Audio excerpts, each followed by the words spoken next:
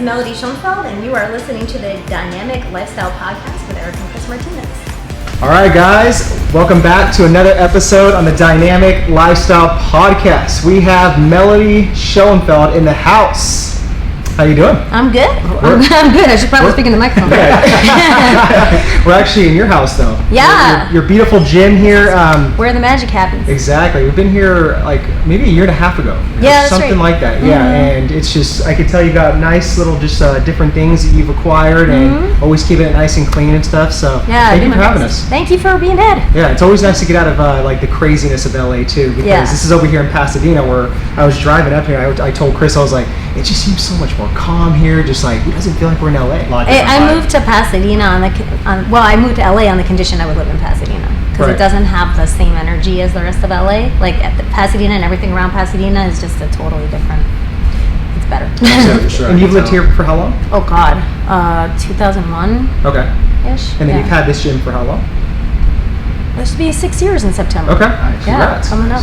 Awesome. Yeah. Right on. Yeah. Cool spot. Thank you. So Melody, it says on your Instagram about something about not being good at telling jokes. Not being good at it? Or that you're a good. I tell terrible jokes. I'm a bad. I'm a dad joke. I'm like dad joke. So if I were to ask you don't have any like go-to jokes that you could tell us and share with us to kick off the show? I mean, I can do elephant jokes until your ears bleed. Let's hear it. Okay.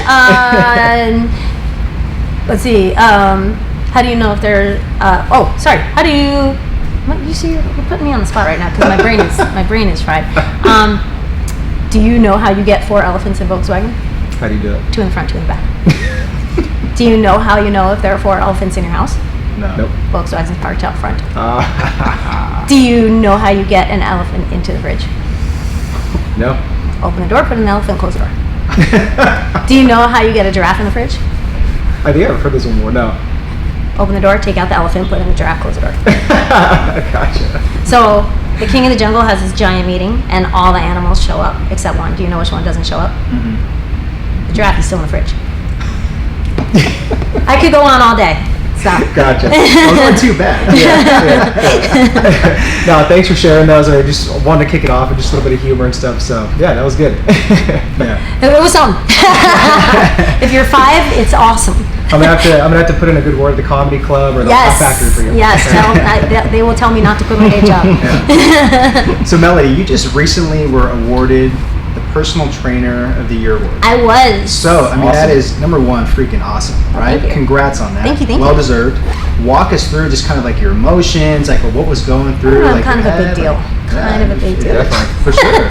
No, I've been up for it for 3 years.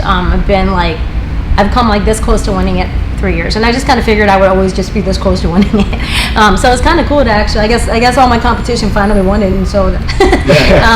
But no, it was a very big surprise and a very nice surprise. It's an honor. Absolutely. And so, what do you think? Like this year was like the differentiating factor. Well, it comes down to you get nominated, and then when you're nominated, they send you stuff you have to fill out. So you have to say, okay, I've spoken here, I have written here, I have appeared here. So you put all that stuff. It's just stuff I've done in my community, all this stuff, and then they add up the points. And then the people who have the highest points, they get sent to the board of directors, and then they vote on it. And so it's a very long kind of process. Right. Yeah. So yeah. I'm curious, really quick. Because you said you've been nominated before, which is awesome. So how was that feeling though? Just emotionally when you didn't get that award? I never expect to win anything. Right. So it's not like crushing. But it's kind of like when you're up for it and you're like, But it's not like I didn't cry or anything. Yeah. You have that competitive nature in you. I do, but not for that kind of thing. Right. Well, no, that's not true. Me and Chad Leonard. Chad Leonard is a very, very good friend of mine. Yeah, we had him on the podcast too. He's awesome. And me and Chad are always like, one of us will get something and then the other one will get it. Or like one of us will be in first place and one of us will be in second place. Like we're always like right behind each other with everything. So it's kind of funny because he won it last year and I was like a point behind him. Oh, okay. And so I guess he got knocked out because he won already. So then I was next. Yeah. Chad's an awesome guy. Chad's super awesome. I know there's a lot of personal trainers listening to this, so I know what's going through their mind is probably like, man, I want to be the personal trainer of the year award too. You know, it's freaking awesome. So what kind of like deliberate and like intentional type of like work would you like advocate to a personal trainer to get something like that? Well, I mean, I do a lot of publishing. I write a ton. I've been published in scientific journals. I've been published in newspapers, magazines, you name it. So I do a lot of writing. I think writing is very important for any personal trainer. I do a lot in my community. So I do a lot of workshops for free for the neighborhood. I do things for kids. Like I ran like a 10-week course for kids to learn like proper eating and calisthenics and things like that. For free, and I do a lot of stuff within the community as well. So, and then I tutor kids in reading. Not that has anything to do with personal training, but I do stuff like that. And then and I've appeared in a lot of places. I get quoted a lot. I've been on news programs, things like that. And I've been in the industry for well over 20 years. Right. So I have a lot of experience. I've been working. I've been being the best trainer that I can be for a very long time, and I'm pretty well known, so all of that helps. No, absolutely. Yeah. I just want to make a point on that because I didn't know that you did all that, like you were active in the community that much, which is great. And to me, that really is like a demonstration of like what a true leader is, right? And you're giving your time. You're not asking for anything in return, like, hey, pay me for my time. You're just doing it because out of your goodwill, your heart, your integrity. Yeah. And that's a lot of things. Those are the little things that a lot of personal trainers probably don't see or they're not taught. Yeah. But that is something that's going to build so much character, and it's just going to build you up as a better leader. And then you're going to be able to lead other people and become more valuable. Yeah, and I'm not like out there advertising that I'm doing that stuff. It's just stuff I like to do in my spare time. So I don't really think about it that much. But that said, I think there's, even, and I know it's really hard as a personal trainer. You have to hustle, and you have to work your butt off, and you have to really, it takes, I start at 5 in the morning, and I'm usually here till 7. I take the afternoons off and stuff, but I work very long hours. But I'll tell you what, you got to make time to give back. Even if you're struggling financially, you have time and you have talent, and there are ways to give back to the community, and I feel like that pays you back in its own way. Whether you win an award or not, it doesn't matter. That's not why you do that stuff. You do it to make things better, and that's why I went into the industry in the first place. I didn't become a trainer to get rich. I mean, if I did, I'd just pick the wrong business. I became a trainer because it was the only thing that I've ever done. I've done a lot of things. It's the only thing I've ever done where I felt like I was making a tangible difference in people's lives. And so I think that's hopefully why a lot of people are in this. And so there are other ways you can make a difference as well. And so if you're just doing it for a paycheck, you're going to come home empty after a while, in here. So that was really touchy-feely, but And if we kind of go back in time, you said you've been doing it for 20 years. I remember you told a story on a podcast that you actually were working at a Brad's gym. Yeah, that's how I got my start. Yeah, so that's how you were started. So like, what was it about personal training that you just fell in love with and to keep pursuing it for 20 plus years? Well, I'm not. Whoa, I think there's a dragonfly in here. Something's trying to come in. It's a dragonfly. I'm not a natural athlete. I've never been a natural athlete. I danced, but it wasn't like professional or anything. And I was the last one picked for every sport in school and all this stuff, and I was bullied. So I never thought that I would be any kind of athlete, anything, or a training anything. It never even occurred to me that you could be a trainer. That wasn't something that came up.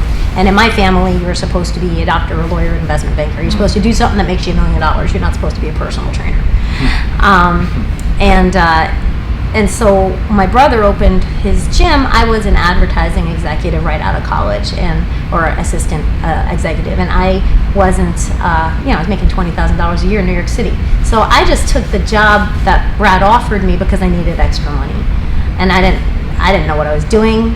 It was basically he would write the programs and teach me the exercises, and then I would teach them to the clients. And so I'm just somebody who doesn't like talking or talking the talk unless I'm walking the walk. Is that how it goes? Yeah. I always mix that up. But I don't like doing that, so I started taking the programs and taking them to the gym and doing them, or else I just follow Brad around and do whatever he was doing. And so that's really how I started, and I fell in love with it because I was tangibly making a difference. I was in advertising, and I was making money for people who already had money. And then I was in an architecture firm and making money for people who already had money. And I was then in a law firm making money for people who had money. And I was a computer consultant making money for people who had money. And the only time that I felt like I was making a difference, which is really all I wanted to do, was either when I was playing music or when I was training. And so fortunately for me, I'm still doing both of those things. Gotcha. So. I love that. It makes you happy though. Yeah. Which is awesome. Exactly. Yeah, and I just want to go back too, like you said that your parents, so they kind of cultivated a mindset when you guys were young to be doctors, lawyers, attend Harvard or something like that, right? So how is your guys' relationship now with them, like since you guys both went like a completely different routes? Well, they're dead. Okay. So no, they're great. Yeah. Sorry, I didn't know that. No, it's all good. It's all good. I was a trainer before they died, and my dad was, not particularly thrilled with it, but I've always been kind of my dad was always perplexed by me because I didn't think the way that he thought. My dad was all about what everybody else thought about you and prestige and getting respect and stuff like that. None of that stuff ever mattered to me. I don't give a crap what anybody thinks about me. I'm just going to do what I'm going to do, and people like me, great. Everybody wants to be liked, but I'm not going to go out of my way to, love me. I'm not going to do that. And I don't care if people respect what I do. I like what I do. That's what matters to me. And so, my dad was kind of like, he didn't really understand it, but he was kind of like, well, I can't really do anything with her. So he just kind of like, okay, whatever.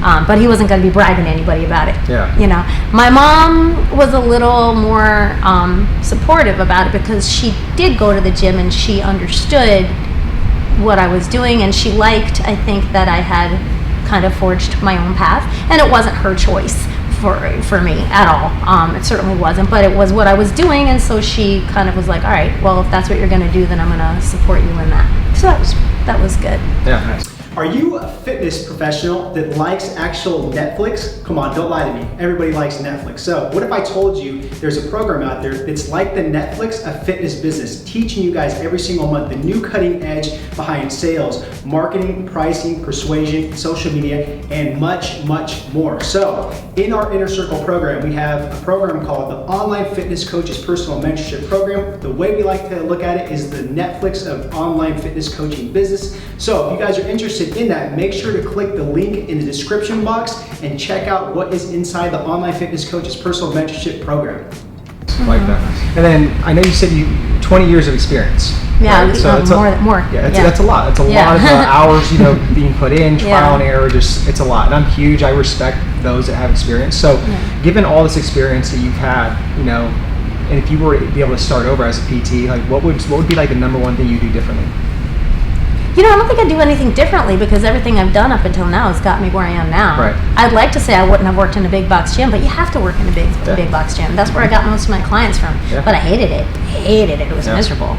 But I don't think I'd change a thing because I'm pretty happy with where I am now. And if I'd change something, I don't know that I'd be where I am now. Yeah, and I like that answer because that's something that we preach to our students, right? That are trying to build, successful coaching business. I'm like, start off and get that experience like at a big box gym. It doesn't matter if it's 24-hour fitness goals. Yeah. Just go, win these clients over, like build this big presence. Yeah. And then take them elsewhere. It's like an independent gym if you do that. Then you have online clients already right there ready for you. Yeah, just understand like the gym system, like how it works, the sales, like marketing, the people coming in. Like you're going to get good experience, and the fact of the matter is there's no other place in the world that's just going to hand you clients like that. Absolutely. So, Right. I had a question too. Like, what are your thoughts on like building a hybrid model for somebody that wants to get into the PT career, that wants to do like online personal training and in-person personal training? Well, it's really a personal choice what works for you. I have a bit of a hybrid business myself. I do a little bit of online training, mostly just if people request it from me. I don't do a ton of it,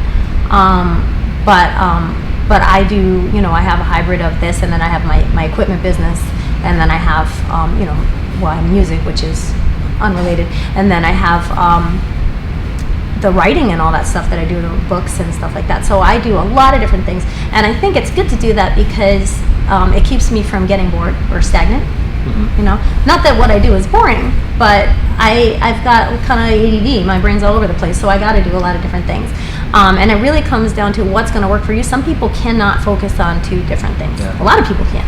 And so you have to figure out what your strengths are, and I would just concentrate on what you're strong in. And if there's something you really want to do that you're not so strong in, then you got to put in the work to get the education in that, so then you can build that up. So if it's online training, here's the thing about online training, everybody's doing it now. So you have to set yourself apart from everybody else. It's not an easy thing to get into anymore. It used to be there weren't that many, and so people were like, oh, okay, well, and so there weren't that many to choose from, but now there are a ton.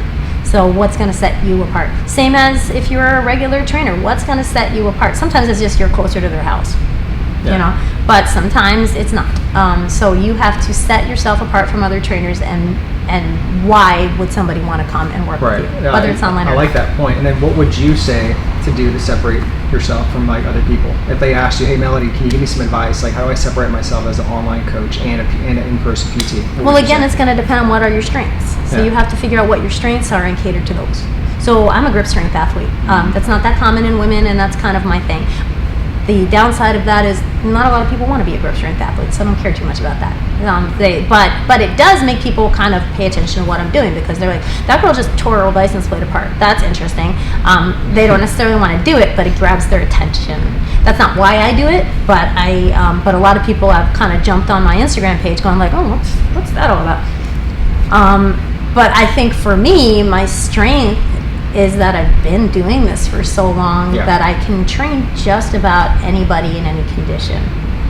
I don't know if it's not a specific strength. Yeah, no, but it makes sense though, because if you're focusing on grip strength, I mean, it's a specialty, it's a smaller niche to focus on. Like you said, not everybody's going to want that. But like, what would you say the majority of the people are that come here to this gym? I've got like 50 clients a week. They all have different goals, but I would say the average person just wants to not be on pills and be able to, be independent, so that's, I think, what most people come in. And then, of course, weight loss. A lot of people come for weight loss. So, that's pretty common in training. That's why most people want to. They don't have the motivation to do it themselves, so they need a trainer, or else they don't know how to do it themselves, so they need a trainer. One or the other, or both.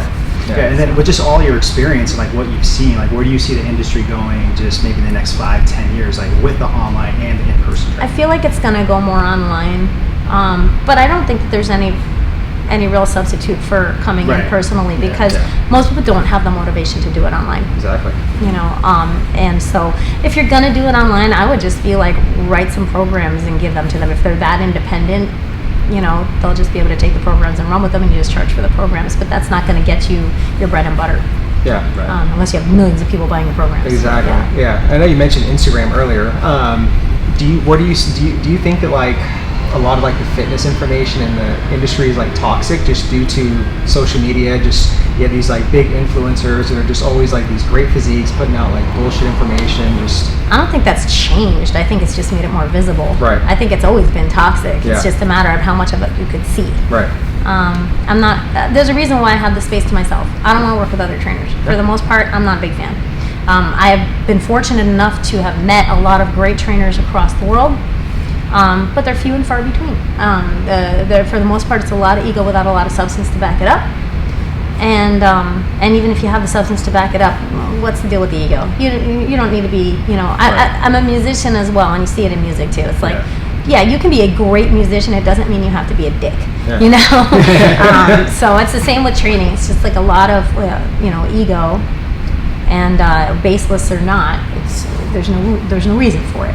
And a lot of people become well known simply because they look good. Well, you picked good parents, congratulations. But I don't honestly spend a whole lot of time worrying about my Instagram following or anything like that. I don't post things for anybody. I don't post things to get likes. I post stuff because I think it's kind of cool. So my Instagram is all over the place. It's like, with my dog in my garden, and look, I tore this thing up today.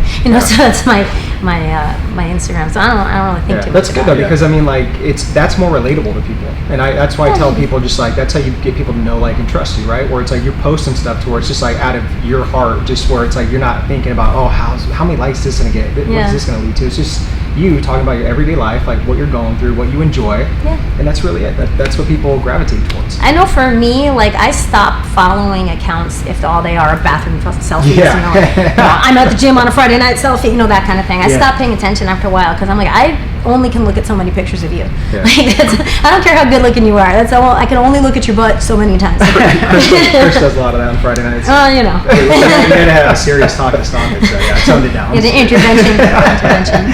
Well, I want to go back to that topic of ego because I think it's such a big thing with personal trainers, just even in the fitness industry, right? Yeah. So, do you think a lot of personal trainers, like, out of ego, go and open up their own gym or studio? I don't know if it's ego. I think a lot of people open their own studio because they feel like that's the next step. Not necessarily because they're qualified to do it or able to do it, but because they feel like, well, where do I go from here? Well, that's the next place you logically go. I don't think it's for everybody. It's a hell of a lot harder to run your own business. I've heard. So, you know, there's good and there's bad. Personally, I do not like working for other people unless they are really knowledgeable and know a hell of a lot more than me and are clearly expert. Then I will listen to anybody who knows more than me. But for the most part, when I've been in gyms, they don't know that much. Like they're idiots. And so I don't like working for idiots. And so I just couldn't take it anymore. I worked in 3 different places. In 2 of them I was an independent contractor, so I wasn't working for anyone. But for some reason, the last place I worked at, the guy thought I worked for him and was trying to boss me around, and that didn't fly well with me. You know, I need to be my own boss, and so it's at the expense of money because my overhead is much bigger. You know, I'm paying over 3 times what I was paying to rent space in another gym. You know, it's a constant hustle to get people through the door. And I'm not a great business person. That's not where I put my focus. I'm a trainer. I'm not a business person. And my business skills have gotten a little better because that have to be. But I will never be a great business person because I don't care about that aspect. I care that I'm helping people. Like the problem is I need to pay rent. And so I want to help people, but I need to get them in the door so I can help them. So that's really the big thing. And where would you say, like, what would be your advice to the personal trainer that's topped out, like, you know, training a bunch of clients, been doing it for a couple of years, and they're like, man, I want to open up a gym, but it's like, I don't know if I want to do it. But what would be like your advice? Because obviously it's not for everybody, like you said. It's a lot harder than they think it is. So what would be like your next advice to open up some new doors for a personal trainer or new revenue streams or something like that? Well, do you have enough clients to sustain your rent? That's the biggest thing. Like if you were to do that, would your clients come with you, and would it be enough to sustain your rent? You have to be able to sustain your rent. That's number one. I knew a guy back in New York who was he was a really good trainer and extremely passionate. I knew him through the kettlebell community. He was really into it, more than just about anyone.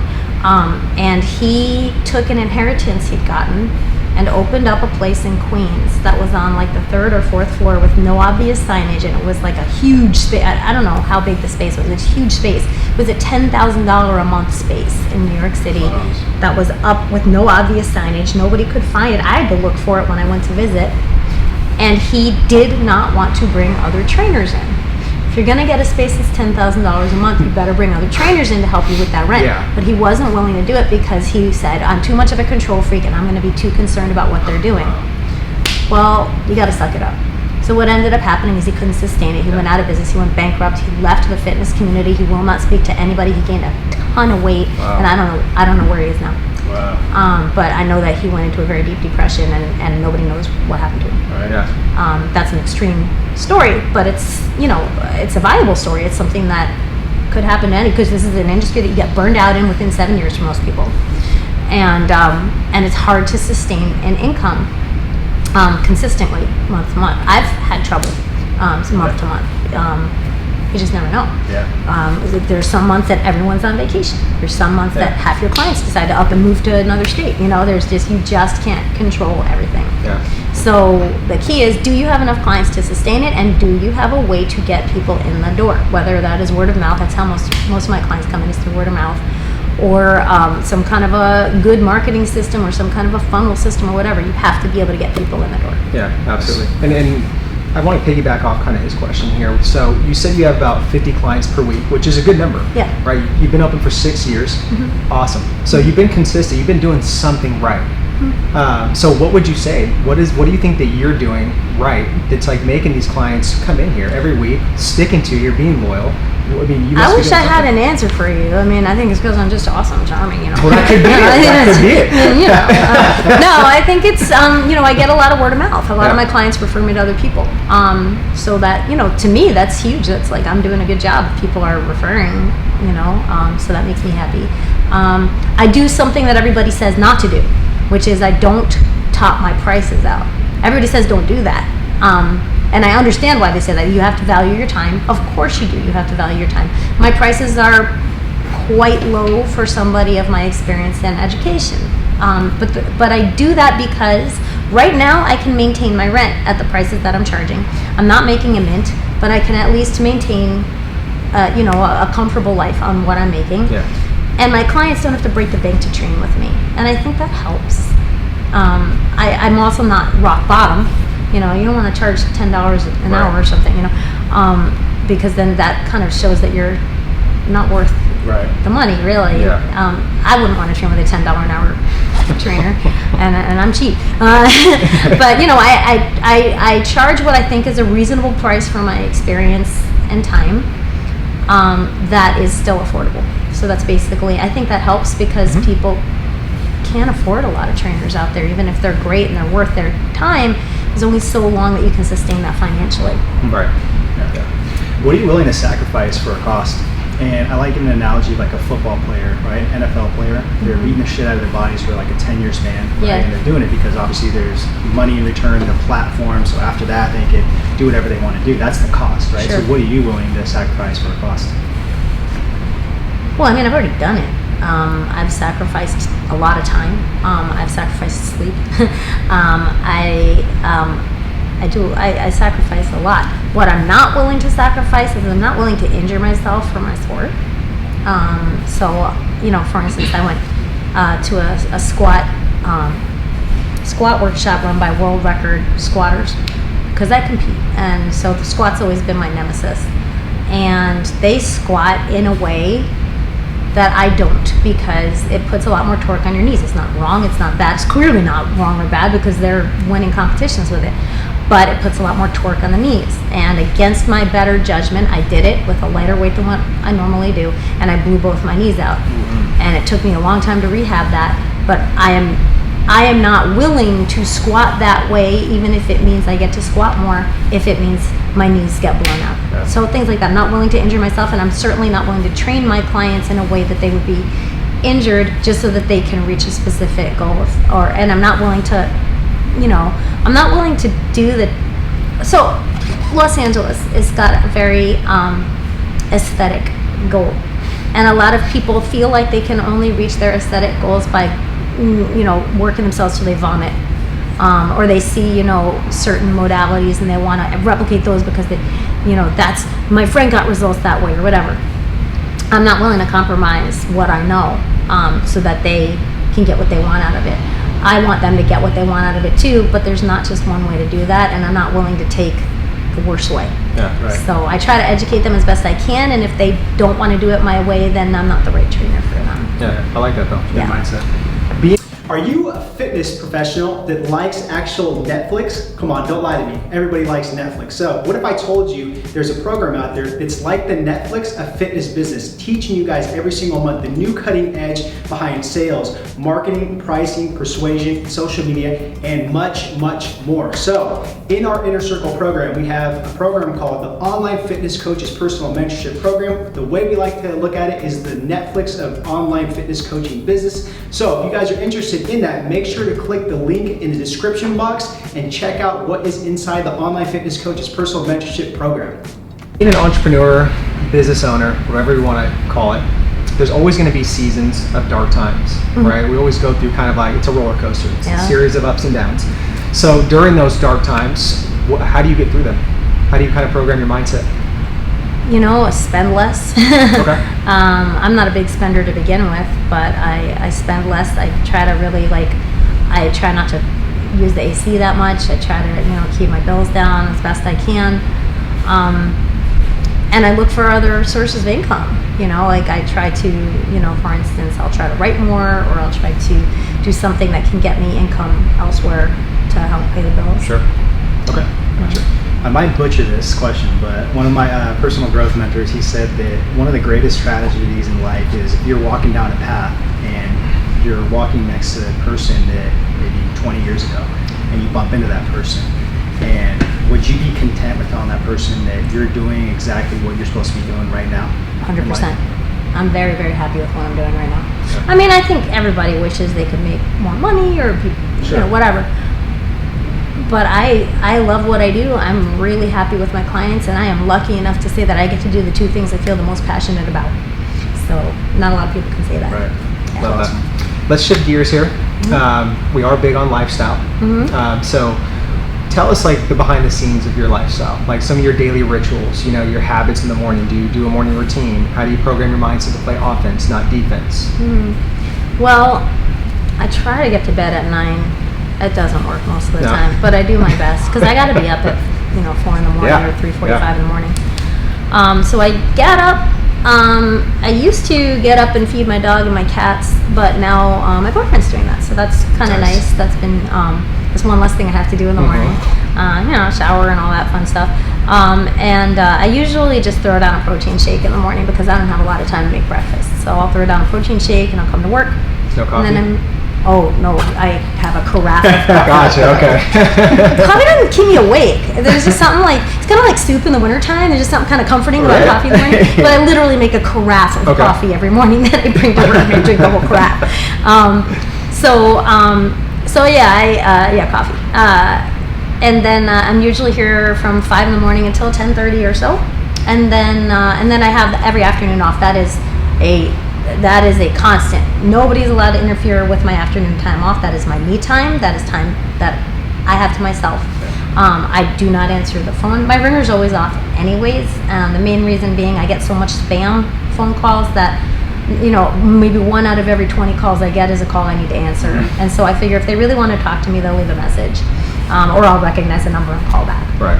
But either way, I don't answer my phone during that time. The phone ringer's off. And that is the time that I spend to decompress. I take a nap every day because I need one because I don't get enough sleep at night. So unfortunately, sometimes that means that I'll pass out for an hour and a half to 2 hours, which I really don't like to do because it takes too much time out of my day. But my body needs to sleep. My body needs to sleep. So I gotta listen to my body. I walk my dog. I have lunch, and that is the time that I use to write. So I write articles. I write music during that time. I practice my instruments during that time.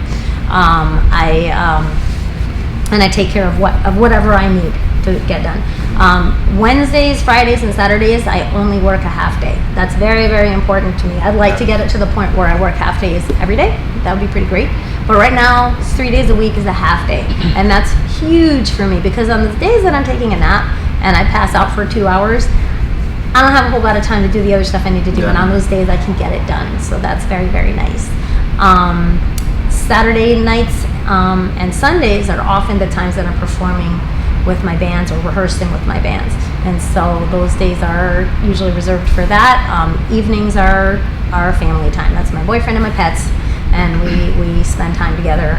And then I make a point of doing things that are fun, that I'm enjoying. Like if I see something I want to do, I'm like, we free? Let's go do it. Because I don't like to waste time. I like to do things. I like to see things. If my body's saying stay home and watch movies, I stay home and watch movies. But I just listen to my body. But for the most part, I'm like, well, let's go do that. So I try to do as many things as I can. So yeah, cool. I like that. Before I move on to the next question, you mentioned a couple of times writing. Yeah. Why is writing such an important skill that you advocate? I've always loved writing. I love reading. I love writing. When I was a kid, I used to write stories all the time, and I'm lucky enough now that I get to write about things that are very interesting to me. With food psychology and health and fitness topics. And so I feel like writing is an important skill because it's a way to get your message out there. So if you have expertise in a subject, it's a really good way to express that. A lot of people don't have good writing skills, and I feel like that's unfortunate. We live in an environment in which literacy has become a second choice. Nobody cares about reading anymore. I have never met so many people in my life who don't read. That's, to me, that's like, I don't understand it. Yeah. But it's just, it's not a priority to people to become literate or to become, better at writing and things like that. And I think that's pretty sad because I feel like it's very valuable. Yeah. And just, that's something we advocate to our students too, is like take time to literally like read books, like consume, because that's what's going to separate you from just the average trainer out there. Because the average trainer is not going to sit there and work on his writing skills, on his video skills, on his time to read and enhance his knowledge. You know what I mean? Yeah, and not just books about training. I mean, I know a lot of people who only read books about training. There's a lot of stuff out there to learn about. And, even if you just read some kind of trash novel or something, it's just, it's something to busy your brain with something new. So read.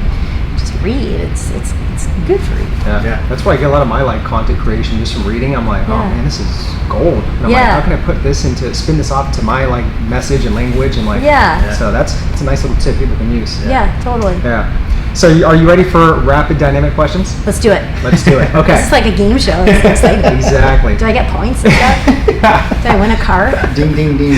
So the first one, since I like doing this because we are in LA, there's a lot of billboards everywhere. Sure. You see them. So if you had that chance to have a billboard here in LA, what would it say and why? It would just be picture me doing this. Okay. I love it. Oh. No, hey. I'm not a marketing person. How do you consume content? Audio, writing, or video? How do I? Or audio, reading, or through video? Like training content? Or just any type of content, just to your knowledge. Like I said, I like reading. Watch a lot of dog videos, a lot of dog videos, animal videos. Okay. What got you into music? I've always been into music since I was a little kid, before I really understood what I was doing. Like when I was a little kid, I would hear a song and then I would change. I was like a little Weird Al Yankovic. I would change the words and make it something about my friend's little brother or something stupid. And then when I was in the 6th grade, we were required to audition for our school musical, which was Joseph and the Amazing Technicolor Dreamcoat. Okay. And I didn't know I could sing, but I auditioned and I got the lead role back when I was androgynous. I got the lead role, and my teacher was extremely supportive of me and saw something in me, and really encouraged me to audition for things, and that's how I got really into it. So I went to theater camp and did all these musicals, and I started with musicals, and then I went into I got in a band in college, and then I got into singer-songwriter stuff, and now I'm all over the place with recording and bands and stuff like that. Yeah, gotcha. Nice. Right on. Finish the sentence. The world needs more of. Good food. What's your favorite food? I could eat Thai food all day long and never get tired of it. Yeah. Asian food in general. Yeah. Korean barbecue. Ooh. Well, I'm vegan, but I had vegan Korean barbecue in Las Vegas. It was like a Korean barbecue sushi. Okay. And it was really good. Really? Yeah. See? There you go. Yeah. What's 1 to 2 go-to books that you advocate someone should read? I don't know. No, not even one? I don't know. I mean, because if you ask me books that I would read, they wouldn't have anything to do with training. But it does have to do with anything with training, and just in general. Well, my favorite book in the whole world is a book called The Walk in the Woods by Bill Bryson. Okay. It's got some really cool messages. The writing is amazing, and it's very vivid. So I love that book. I recommend that to anybody. Okay, there you go. Perfect. One skill that you advocate after the 20 years of experience for a personal trainer besides writing? Communication skills. Good. You got to be able to talk to your clients on a level that they understand. I knew a guy who, was at one of the places that I used to train at, and he had, it was like he just took an anatomy course or something, and he was, everything he talked to his clients was this really high level language, and it was like he literally just read a textbook, and they were all just sitting there looking at him talk to your clients. I call that jargon. Exactly. I don't want to listen to that. Talk to your clients in their language, not in yours. Yeah, keep it simple. Yeah. Keep it simple. Exactly. How do you stay focused today? I don't. Because you said and I asked that because you said too earlier that you feel like your head's here. Yeah. And that's how I am. That's how I operate. So I'm just curious, what's a tip that you can give me? I'm very passionate about the things that I care about, and so I'm able to focus on what I'm working on because I care about it. The problem is I also procrastinate a lot. So getting over once I start working on it, I'm in. But it's getting over the procrastination part. I haven't figured out the secret to that yet. Are you working on that at all? I'm trying. Okay. Cool. What I've done is I've been okay, Wednesday, at 2 o'clock, if I'm not writing, I'm in trouble. So I'll set a deadline for myself. Most of the time, I'll stick to it. Good. Another thing that I did when I wrote my book, because I procrastinated the crap out of that thing, and I had been trying to write that book for 4 years and just never. There was like an idea in my head that kept coming up. And then my friend Jack is also a writer. She's a film writer, and she had something that she kept procrastinating. And so we decided to keep each other in check. And so every week we had a little spreadsheet, a Google spreadsheet that we could share. And every week I had to, I had my goal. I was going to write one recipe a week, because that was the hard part for me, was writing the recipes. Mm-hmm. I was going to write one recipe a week, and she was going to do X amount of pages a week. And if we didn't do it, then we owed the other person $50. And we never had to pay, because we did it. Yeah. Nice. That's good. That's a cool little tip. Yeah. Okay. What do you need to be more disciplined in? I mean, the procrastination thing. Okay. Yeah, I will procrastinate until the cows come home, so I got to figure that out. Okay. What's something that you're currently missing in life right now? I don't feel like I'm missing much. I mean, I'm missing $1 billion. Okay. Is there anything you fear in life? I mean, I have a lot of fear. I have a lot of fear of death, actually. Not just of myself, but of people around me, because I've seen so much of it. I've seen a lot of people die in their 30s, 40s, 50s, like that, with no warning. And so that's, I think for me, that's the thing that always kind of looms large in my head, is I live my life as if this could be my last day. Because you just don't know. Yeah, you could be hit by a truck. You don't know. Yeah, I can really relate with that, because I don't know if you know our story, but we lost our dad at the age of 17, like 3 days before Christmas. Yeah. And I mean, it's still going to be a scar, And then after that, 3 months later, we lost our closest grandma to cancer, and then our grandparents after that, and then our closest uncle just got diagnosed with cancer too. So it's like, I have that fear too, of losing like people close to me as well too. So I can definitely relate with that. Yeah, I get it. I mean, both my parents are gone. Like, everyone in that generation in my family is gone. Yeah. So. Yeah. That's why it's valuable. Time's valuable, and just every moment that we're here, we just gotta, appreciate that. Exactly. Like, I don't know what happens after you die, but I kind of live my life as if I don't get another chance. Yeah. So. Yeah. What's next for Melanie Schoenfeld? Hell if I know. I don't ever really plan things. I'm a spontaneous person. I'm not a planner. So, my goal is I have 2 more books coming out. I have one paper book and one ebook. So my paper book is going to be coming out through Human Kinetics next November, provided I can get it done by February. And then I have an ebook coming out, two more ebooks coming out. One of them I'm working on now. One of them is pretty much done. I just have to do some photos for it. One of them is a strength book, and one of them is another vegan nutrition type book, but it's geared towards athletes. Nice. And then I have this other book through Human Kinetics coming out. So a lot of writing. My band is playing out a lot in different states and things, so hopefully more touring with music. And I have a couple of speaking opportunities internationally coming up next year, which is exciting. They're not solidified yet, so I'm not going to throw them out there, because I don't know if I'm doing them yet, but it's exciting. Nice. So before we ask the last question, I just want to take a moment to just acknowledge you, commend you. Once again, thank you so much for inviting us here. Thanks for having me. Spending your time with us. Everything you delivered today is very valuable. I want to congratulate you on your personal training award from the NSCA. That's huge. Thank it really you. is. It's exciting. And everything that you're doing, around the community, like just what I learned from you doing today, I think it's huge. It's like, that's a true leader in my eyes. Well, thank you. And you're just changing a bunch of lives, and you're going to continue going forward. And I just want to throw mine in as well too, because I can't let the bigger brother outshine. I want to thank you, because you didn't let us film videos here. I remember 2 years ago, right? And that was a huge point, because that's when we started our mentorship program to help personal trainers. And we've been doing that the past 2 years, and doing those videos has really changed a lot of lives doing that. So I want to thank you for that. Well, I'm happy to help. Absolutely. So what does living a dynamic lifestyle mean to Melanie Schoenfeld? I mean, I think I'm pretty much living one, because I'm doing all the things. So to me, living a dynamic lifestyle is doing all the things that you want to do, the things that make your heart complete. For some people, it's just one thing. For me, it's like 12 things. But Love it. And where can our supporters support you, or like what can we help you out with? I know that you have some books coming out. What's the book that you have right now? It's called Pleasure Not Meeting You, MEAT, and it is a layperson's guide to veganism, but it's non-biased and scientific, which is something that is severely lacking in the world of veganism. So it's basically if you want to just learn more about how to do it properly, if you have clients who are vegan and you want to learn how to help them do it properly, or if you're just kind of curious about it, or you want to argue with people on the internet or whatever, that's what that book is for. And plus, it's got some recipes that are pretty good, I think. Nice, so, nice. yeah. And if people want to hear some of your jokes and stuff like that on Instagram, where do they follow you? Oh God, I'm sorry. But I am at sign 5FT, like the number 5FT of Fury. Okay. I'm there, and I am, or is it 5 Feet of Fury 1? I think it's with a 1 at the end. It's one of those two. And then Twitter and YouTube, it's the same. It's either with the 1 or without the 1. So if it's, you'll know.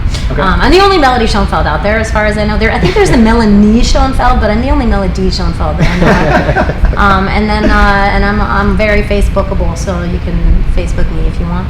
Awesome. Yeah. All right, we'll have that all linked up in the show notes. So once again, guys, Melody Schoenfeld is off the hot seat. Thank you so much for your time. Really appreciate it. Appreciate it. All right, Thank you, Melody. Till next time. Take care.